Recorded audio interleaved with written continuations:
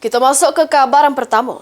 Kapal takbot terberak di Sungai Musi pas lagi narik tongkang muatan 3.000 ton minyak CPO dengan tujuan ke Jambi. Tidak ada korban jiwa, 10 orang awak kapal berhasil selamat dari peristiwa ini.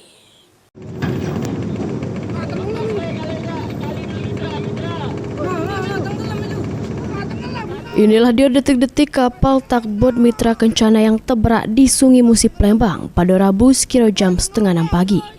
Terselit para awak kapal berupaya menyelamatkan diri dengan cara terjun ke sungai sebelum kapal terberak. Anggota Ditpol Airut Polda Sumsel bergerak ke lokasi untuk mengamankan situasi perairan serta berkoordinasi untuk mengevakuasi kapal yang terberak. Kasubdit Patroli Ditpol Airut Polda Sumsel AKBP Wisdon Arizal nyebut kapal tersebut menggandeng tongkang sumber kencana yang habis memuat 3.000 ton minyak CPO dengan tujuan ke Jambi. Pas nak bergerak muter arah, tali penarik tiba-tiba mengencang sehingga mendorong badan kapal ke sisi kanan. Akibatnya, kapal kehilangan keseimbangan terbalik serta terberak.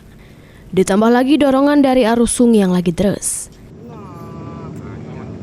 Saat memutar, itulah karena didorong oleh arus terkesan melintir ya, kapal itu melintir.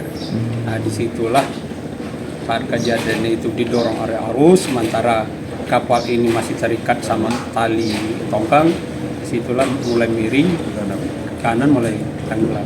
Tapi alhamdulillah untuk awak kapal, kapten kapal segera menyelamatkan diri, ada yang loncat ke air, langsung dibantu juga oleh masyarakat di sana. Alhamdulillah selamat semua. Ditpol Airut Polda Sumsel melakukan penyelidikan mendalam dengan memintai keterangan awak kapal takbot tersebut. Mulyadi, PAL TV.